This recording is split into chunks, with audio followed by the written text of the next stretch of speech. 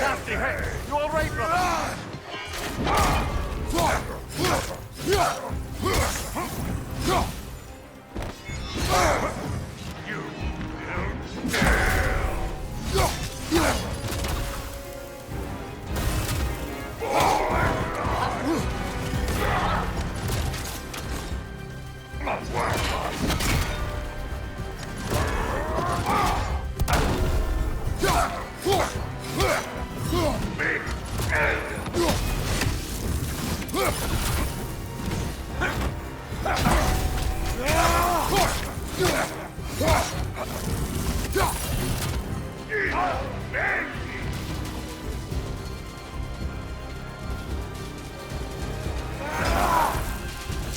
Behind you, brother!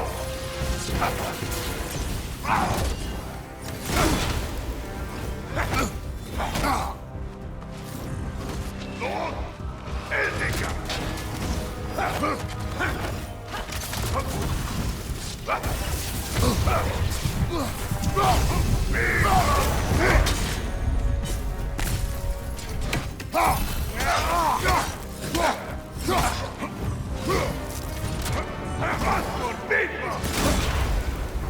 Careful, brother. You're covered in Bifrost.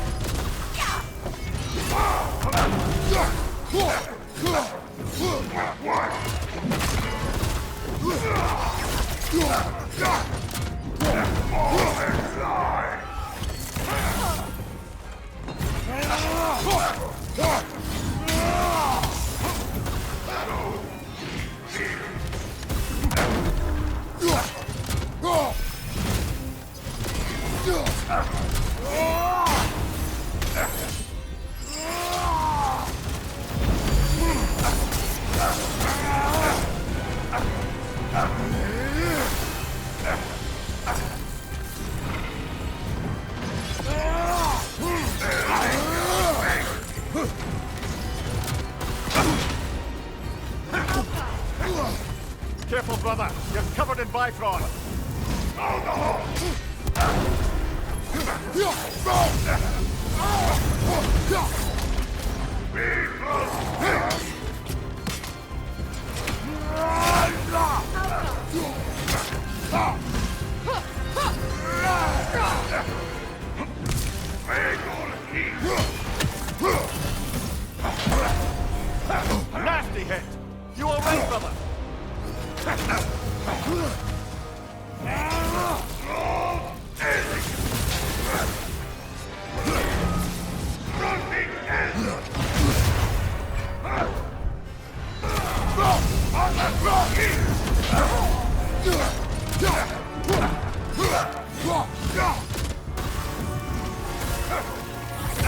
use a shield if you're not going to use it.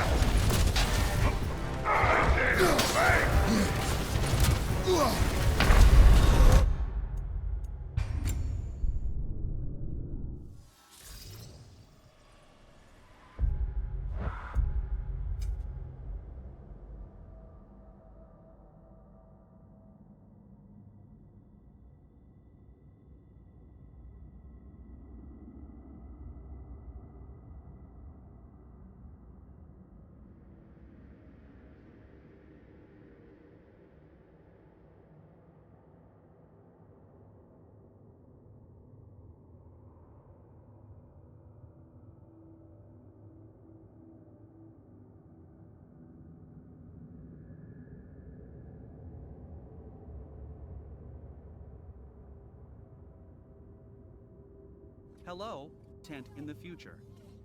Today I bring you this amazing build in God of War Ragnarok New Game Plus, which is very fun and easy to use.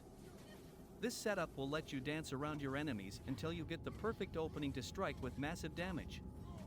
Built around proficiency with last-second evades and counter-striking, this build uses realm shifts, bifrost damage and increased damage against status-afflicted enemies to make rapid movements between opponents while punishing every miss. Star Unity after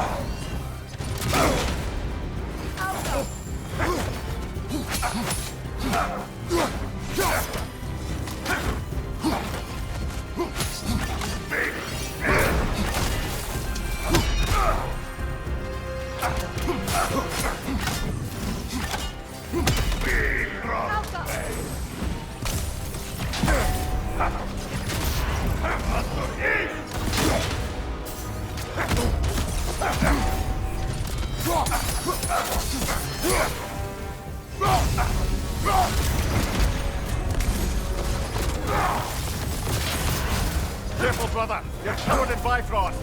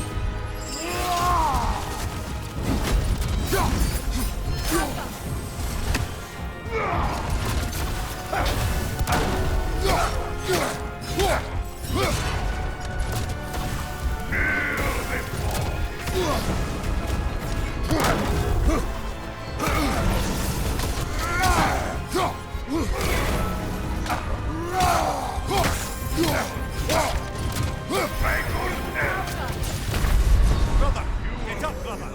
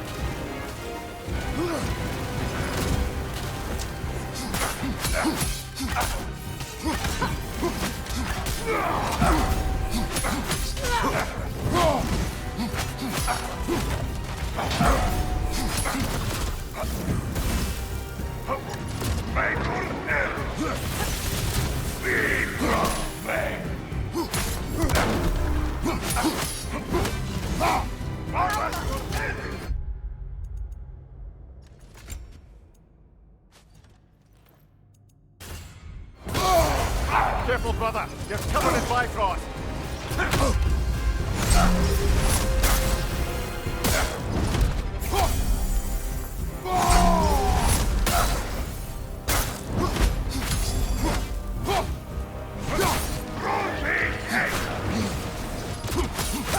Nasty hit. You all right, brother?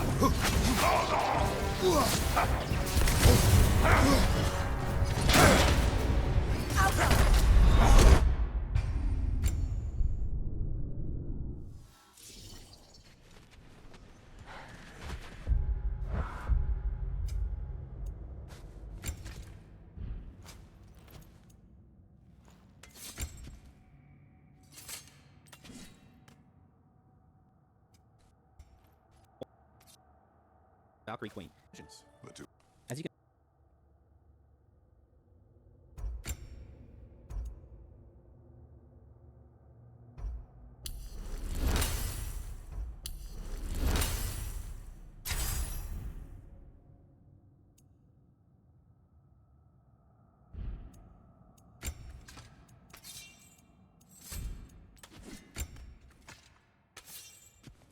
handles of the 9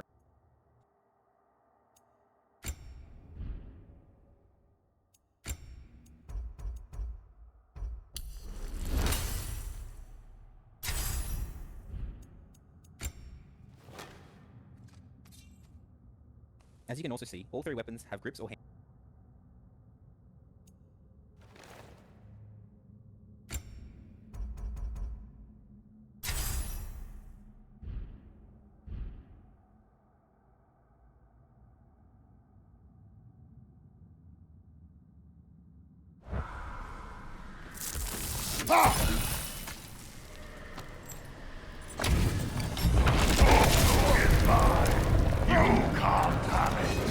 Nasty hit. You all right, brother?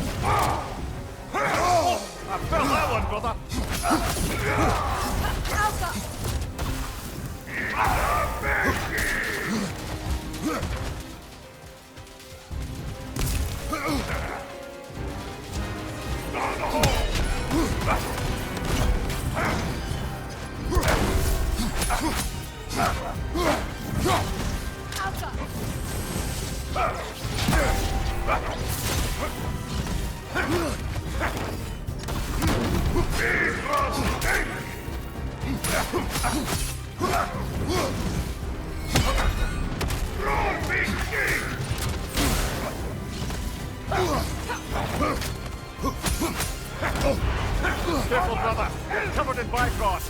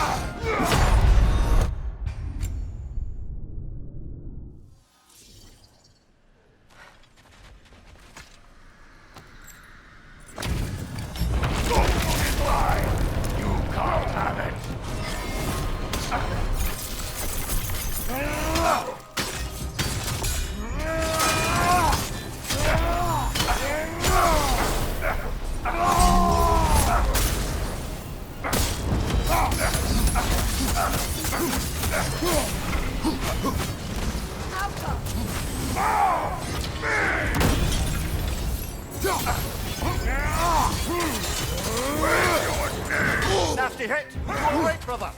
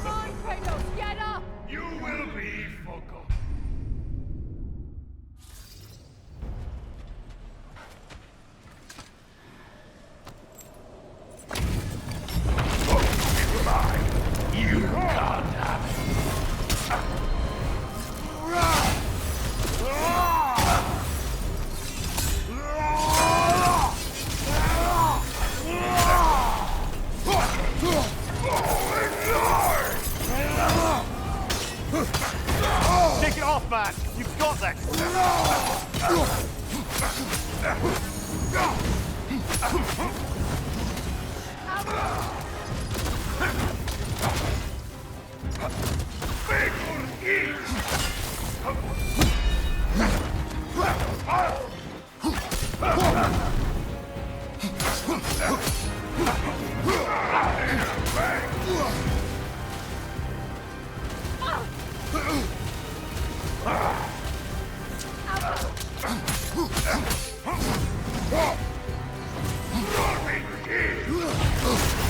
Careful, brother. You're covered in bifrost.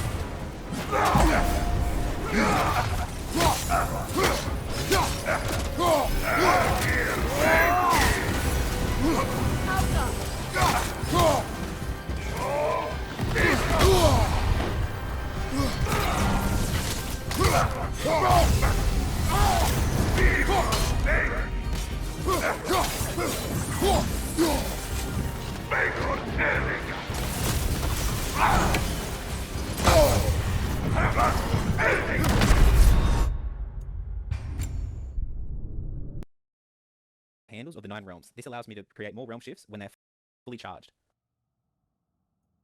3 weapons in quick succession. I then trigger the hilt of hope at the end of the video. I like to start with Freya's runic summon ability, being Steel Harmony. It usually staggers the king and gives me enough time to start my first runic attack. My main aim is to trigger the Storm of Bifrost. To activate this, I need to use a runic attack from all 3 weapons in quick succession. I then trigger the Hilt of Hofud relic, which allows me to realm shift and have more time to activate the Storm of Bifrost. Using the Hilt of Hofud to activate realm shift allows me to deal more damage due to my amulet enchantment slot being filled with Emblem of the Nine Realms. This is also dramatically improved due to my chest armor being the Berserker Cuirass and its ability to increase your damage massively when using a relic. So to reinforce this point, due to my amulet choices, relic and armor choice, you can deal massive amounts of damage when activating the Hilt of Hofud. On top of this, by activating the Bifrost Storm, you can deal even more damage during this period, especially if it's activated during a realm shift. There's often times when you need to quickly use a ranged attack to stop the tracking orbs or the king from charging up. For these moments, I highly recommend using the spear as it's always ready to throw, and the axe sometimes needs to be recalled, which could kill you due to the delay. When using Skadi's Edge, it usually staggers the king, which is perfect time for you to use bare fist and shield attacks to increase the staggered effect on the king. I also recommend equipping runic attacks that are quick to use, as you don't want to leave yourself vulnerable to attacks when using slow runic abilities.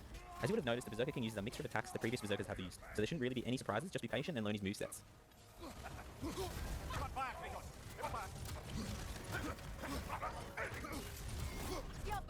Be aware that when activating a relic and Berserker armor, you also receive much more damage until the effect wears off.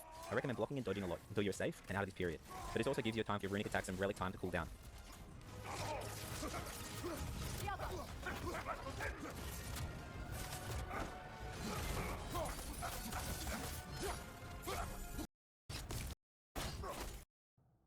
As you can also see, all 3 weapons have grips or to defeat Nyar the tribe, so you don't miss. The two are not.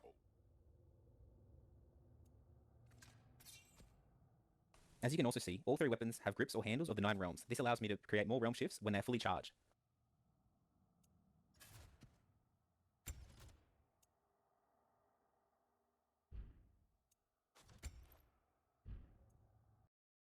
As you can see, this build is tied heavily into the use of the Relic Hilt of Hofud and the realm shift abilities, causing significantly more damage. If I end up changing this build when I verse Nyar, the Valkyrie Queen, I'll let you know.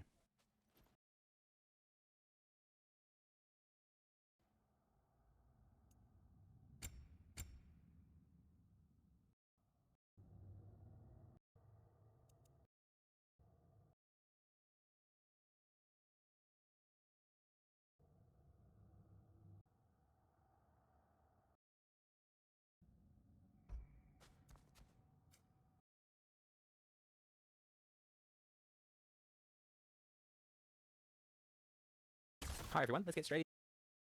Okay, I know I've made a cool build, but just look at this one.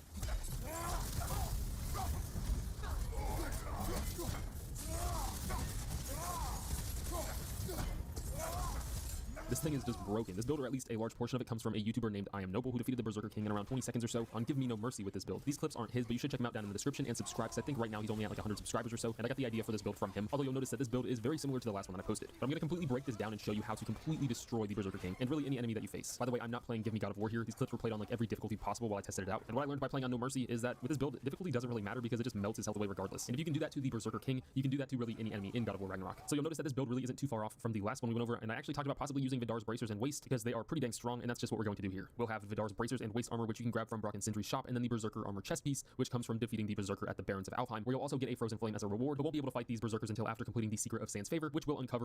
We'll have Vid from his health away played on like every difficulty possible while I tested it out. And what I learned by playing on No Mercy is that with this build, difficulty doesn't really matter because it just melts his health away regardless. And if you can do that to the Berserker King, you can do that to really any enemy in God of War Ragnarok. So you'll notice that this build really isn't too far off from the last one we went over, and I actually talked about possibly using Vidar's bracers and waist because they are pretty dang strong, and that's just what we're going to do here. We'll have Vidar's bracers and waist armor, which you can grab from Brock and Sindri's shop, and then the Berserker armor chest piece, which comes from defeating the Berserker at the Barrens of Alfheim, where you'll also get a frozen flame as a reward, but won't be able to fight these Berserkers until after completing the Secret of Sand's Favor, which will uncover the Berserker gravestone. These Berserkers can be incredibly annoying because you're fighting 3 at a time, but you could use the rest of this build mixed with maybe Vidar's chest piece to probably make it much easier. Just know that once you start hitting the Berserker who's chasing you, the other 2 will start attacking you, so you'll have to deal with their attacks in between. Just spam arrows and try to deal damage to them equally throughout the fight, because once you defeat the one chasing you, they will gang the heck out of you. Like I said, if you still don't have the Berserker chest piece by now, follow the rest of this build and just use Vidar's chest piece for now. But you will need to make up for the lost runic in order to use some of the very important enchantments. Anyways, the Berserker chest armor does some insane damage because of the ability to deal more damage after using a relic, and Vidar's bracers and waist just hit hard as heck. As for our enchantments, you'll probably realize that they are incredibly similar to our last build as well, except instead of using the Boon of Wrath, we're using the Boon of Valor, because guess which rage we'll be using? The Seal of Runic Storm is just insane, and we've gone over this one a lot because it's just wild, letting you create a Storm of Bifrost after using 3 runic attacks, and is looted off of the enemy at the end of the Burning Sky's Favor in Vanhelheim's Crater. And then we have Emblem of the Nine Realms found during the Creatures of Prophecy main mission. For the rest, we're using Asgard's enchantments mixed in with Vanheim's enchantments, preferably the ones that give us strength as well as runic and cooldown, but with this build I find strength highly important. For the Leviathan Axe, we're using the Furious Maul or the Grip of the Nine Realms, preferably the Furious Maul because of its high chance to deal a gift of strength after an axe kill, but that's not going to matter too much for the harder boss fights, as we won't won't really use the axe too much outside of using our runic attacks, which are the Hell's Touch and Mists of Helheim. Hell's Touch is one of the best runic attacks because of how strong it is and very quick to use, which you can grab it in Alfheim's Forbidden Sands legendary chest that you find in the cave during the Song of Sands favor. The Mists of Helheim is found in a legendary chest in Vanaheim's Cliffside Ruins. For our blades, we're using the deadly obsidian handles because of the strength that they provide, as well as the Flames of Anguish, again super quick to use and can be found after defeating your first Dreki in this favor after freeing the jellyfish in that quest. Rock and Sindri's shop so that you can get a gift of strength after pressing in Helheim's light and Alfheim you and run away and take advantage of meleeing, as well as Blades of Chaos skills. We're going to be spamming the Flame Whip. Now that's pretty much it for all the actual items that you need to obtain, but looking at the gameplay specifically with the Berserker King, you're going to dodge or parry his first attack and then use every single one of your runic attacks as quickly as possible and spamming arrows during them as well, especially during the long attacks like the Spears Light Runic. You can detonate those spears for the strength buff and then use your Blades of Chaos. Then you use your Rage to grant some more strength, and then the Relic as quickly as possible to slow down time, where we'll do massive damage, all while that Bifrost Storm is going. And when we use those Relics and Rage, we're doing it as close to him as possible to kind of stun him. As soon as you activate your Relic, you're going to start shield bashing by double tapping L1, and then you can hold triangle at a very specific time to start your Flame Whiplash, which if you did it at the correct time, it should kind of burst these flames all around Kratos to do a huge damage buff. You can practice this outside of the battle if you want to get used to the timing, but I use my shield as a reference. As soon as my shield makes it back to its regular spot, I press and hold triangle, and then